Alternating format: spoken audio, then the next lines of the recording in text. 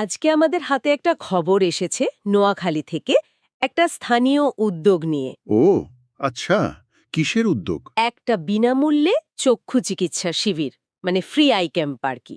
চলুন এই খবরটা একটু তলিয়ে দেখি এর ভেতরে কি আছে বা এর গুরুত্বটা কোথায়। বেশ, তো ইন্টারেস্টিং লাগছে, বলুন। ঘটনাটা নভেম্বরের 5 তারিখের, মানে বুধবার ছিল। নোয়াখালী সদরের খলিফার হাট শিবপুর মাজার গেটের কাছে। হুম। সেখানে ওই যে সুফি সাহিত্যপল্লী গণপাঠাগার, ওই জায়গায় ক্যাম্পটা হয়েছে। সকাল 9টা থেকে বিকেল 4টে পর্যন্ত চলেছিল। আচ্ছা, আর এই উদ্যোগের আমার যেটা মনে হচ্ছে সবচেয়ে গুরুত্বপূর্ণ দিক হলো এটা একদম বিনামূল্যে ছিল, তাই না? একদম। আর প্রায় 100-200 মানুষ, সুবিধাবঞ্চিত বা অসহায় শ্রেণীর মানুষজন, তারা চিকিৎসা পেয়েছেন। এই সংখ্যাটা কিন্তু নেহাত কম না। ঠিক তাই। এটা কিন্তু ওই অঞ্চলে চোখের চিকিৎসার চাহিদা যে বেশ ভালোই আছে সেদিকে ইঙ্গিত করে। সরকারি বা বেসরকারি নিয়মিত সুযোগ হয়তো যথেষ্ট না। ঠিক বলেছেন। আর এই আয়োজনের পেছনে যারা ছিলেন তাদের পরিচয়টাও বেশ ইন্টারেস্টিং। তাই নাকি? কারা ছিলেন? যেমন ধরুন, উদ্বোধন করেছেন হাকিম মোহাম্মদ হাফিজুল্লাহ। উনি নোয়াখালী শেফা ইউনানি দাওয়াখানা আর ওই যে রুকাইয়া সেন্টার, সেটার দায়িত্বে আছেন। ও আচ্ছা, একজন হাকিম। বেশ। আবার দেখুন, উপস্থিত ছিলেন মোহাম্মদ ছালাউদ্দিন। উনি একজন সৌদি প্রবাসী সমাজসেবক। এই যে বিভিন্ন ধরনের মানুষ একসাথে, এটা নিয়ে কি বলবেন? অবশ্যই, এটাই তো ব্যাপারটার একটা বিশেষ দিক। দেখুন, একজন হাকিম মানে ইউনানি চিকিৎসক, হ্যাঁ। একজন প্রবাসী যিনি হয়তো আর্থিকভাবে বা অন্যভাবে সাহায্য করেছেন, আবার একজন সাংবাদিকও ছিলেন। হ্যাঁ, রাশেদ বিল্লা চিশতি। উনি সার্বিক তত্ত্বাবধানে ছিলেন। আচ্ছা, আর ছিলেন চৌরাস্তা মা ও শিশু চক্ষু হসপিটালের পরিচালক মোহাম্মদ আব্দুস জাহের ফয়সাল। উনি ব্যবস্থাপনার দিকটা দেখেছেন। তার মানে একেবারে ভিন্ন ভিন্ন ক্ষেত্রের মানুষ। ঠিক, সবাই মিলেমিশে কাজটা করেছেন। এটাই কিন্তু স্থানীয় সম্পদ আর সদিচ্ছার একটা দারুণ মেলবন্ধন। এই ব্যাপারটা একটু ভাবার মতো। যেমন একজন ইউনানি চিকিৎসক আর একজন আধুনিক চক্ষু হাসপাতালের পরিচালক একসাথে কাজ করছেন। এটা কি সচরাচর দেখা যায়? না, সাধারণত হয়তো দেখা যায় না।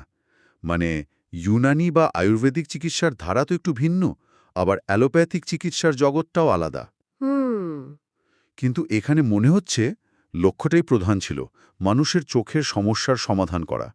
কে কোন ধারার সেটা বড় হয়ে ওঠেনি, এই সম্মিলিত প্রচেষ্টাটাই আসল। তা ঠিক। আর প্রবাসী সমাজসেবকের অংশগ্রহণ? সেটাও গুরুত্বপূর্ণ। এটা দেখায় যে কমিউনিটির বাইরের সদস্যরাও, যারা প্রবাসী, তারাও স্থানীয় ভালো কাজে যুক্ত হতে আগ্রহী। এটা একটা ভালো দিক। তাহলে সব মিলিয়ে যদি দেখি, এই উদ্যোগটা থেকে আমরা কি বুঝতে পারছি? একটা নির্দিষ্ট জায়গায় কিছু স্থানীয় মানুষের চেষ্টায় প্রায় 200 জন মানুষ, তাও বিনামূল্যে চোখের চিকিৎসা পেলেন। এটা তো নিঃসন্দেহে দারুণ একটা কাজ। একদম, এটা কমিউনিটির ভেতরের ওই যে সংহতি, সেটার একটা চমৎকার উদাহরণ, যেখানে হয়তো নিয়মিত স্বাস্থ্য ব্যবস্থা সবার কাছে পৌঁছাচ্ছে না, বা যথেষ্ট নয়। হ্যাঁ, বা যথেষ্ট নয়, সেখানে এই ধরনের লোকাল ইনিশিয়েটিভগুলো কিন্তু একটা বড় গ্যাপ পূরণ করে। আর দেখুন, একটা গণপাঠাগারকে ব্যবহার করা হয়েছে। হ্যাঁ, এটাও খেয়াল করার মতো।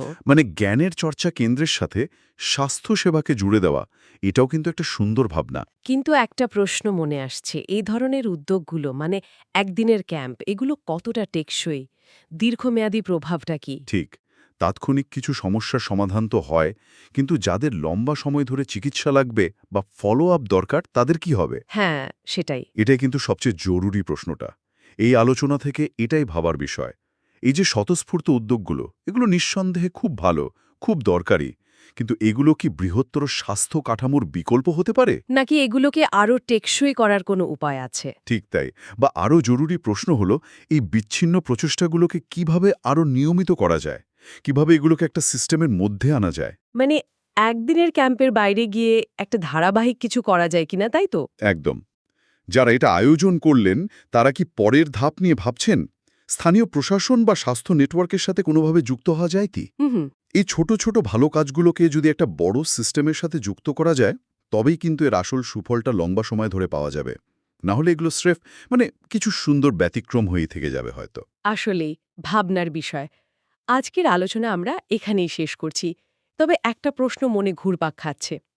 এই যে স্থানীয় উদ্যোগগুলো, এগুলোর আসল শক্তিটা কোথায়, আবার সীমাবদ্ধতাই বাকি, আর বৃহত্তর স্বাস্থ্যসেবা নিশ্চিত করতে এগুলোর ভূমিকা ঠিক কেমন হওয়া উচিত, এটা নিয়ে ভাবা যেতে পারে।